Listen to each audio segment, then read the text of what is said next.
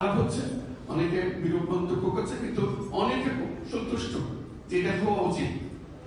তাকে এটা আমরা স্বাভাবিক পদ্ধতিতে করতে হবে, এটা আপনি জোর করে কাউকে বলতে পারবেন আমার সঙ্গে ব্যবসা করেন। সে তার ব্যবসা একদম সীমাবদ্ধ হয়ে গেছে, সেখানে কি বেরোতে পারছে। আমরা যদি তার রাস্তাটা খুলে দিই, সেও খুশি আমরাও খুশি, কারণ সে আমার উদ্যোগে চলাফেরা করা মানে আমার অর্থনীতিতে একটা বিরাট গতি সঞ্চার হওয়া। তো সেই দিকে এই জন্য আপনাদেরকে এটা বললাম, এটা মাথার মধ্যে রাখা। কারণ আপনাদের সঙ্গে এইসব এলাকার যে রিজিওনাল অর্থনীতি যেটা বলছে, আঞ্চলিক অর্থনীতি, তাদের বন্ধু বান্ধব অনেক আছে আপনাদের কাছে। আপনারা যে গুরুত্বপূর্ণ বাংলাদেশের জন্য, তারাও তাদের জন্য, তাদের দেশের জন্য গুরুত্বপূর্ণ। তারা যদি মনে করে হ্যাঁ তাই তো আমরা মাধ্যমে কাজকর্ম করবো, তাহলে আস্তে আস্তে দেখবে যে রাস্তা খুলে যাচ্ছে। মানুষ যেটা চায় সে রাস্তা বন্ধ করে রাখা যায় না, স্রোতের মতো জিনিস। পানি যেরকম আটকে রাখা যায়, মানুষের আচরণটাকে আটকে রাখা যায় না।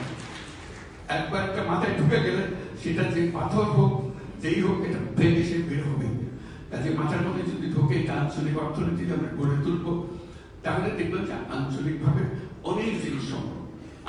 এখানে আন্তর্জাতিক ক্ষেত্রে যখন জাতিসংঘে আসি, বিভিন্ন দেশের লোকদের সঙ্গে, নেতৃবৃন্দের সঙ্গে দেখা হয়, তাদেরকে কথা বলি, তাদের কাছে সঙ্গে সঙ্গে এটা মনে হয় বড় প্রস্তাব।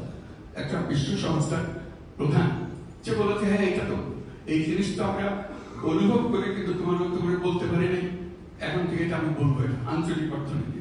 তাদের এই যে সীমাবদ্ধতা, দেশের অর্থনীতির যে সীমাবদ্ধতা, সেই সীমাবদ্ধতা থেকে আমরা বেরিয়ে যেতে পারবো। আমাদের মনটাও বড় হবে, ইন্টারাকশন হবে আশেপাশের দেশের সঙ্গে, এবং আমাদের অর্থনীতির প্রতি একটা বিরাট গতি সঞ্চার হবে।